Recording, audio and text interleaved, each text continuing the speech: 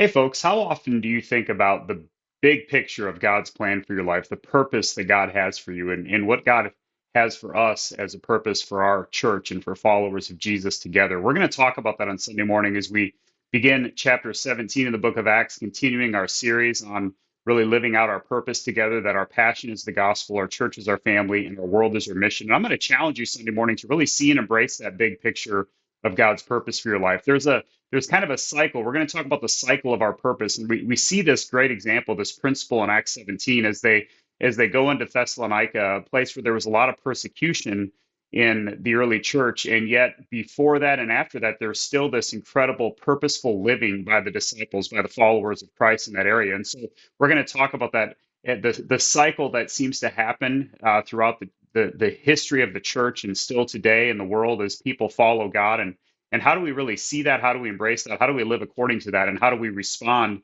in the midst of that? And so we're gonna kind of talk about some different phases of a purposeful cycle. When we're living on purpose, there's things that happen that lead to other things that lead to other things. There's kind of a cause and effect that happens, and that's part of God's plan for our lives. And so I want to challenge you to read Acts chapter 17, specifically verses 1 through 15, which is what we're going to look at on Sunday morning. Join us for our prayer gathering at 9 o'clock, family groups at 9:30, and then for our worship celebration at 10:40. And just a reminder for our members, we've got a members meeting right after that worship service. And then Sunday evening at 5 o'clock, we've got our Thanksgiving service and supper at Grand Prairie Baptist Church in Avaz. So I'm looking forward to seeing you, hopefully all day on Sunday. See you then.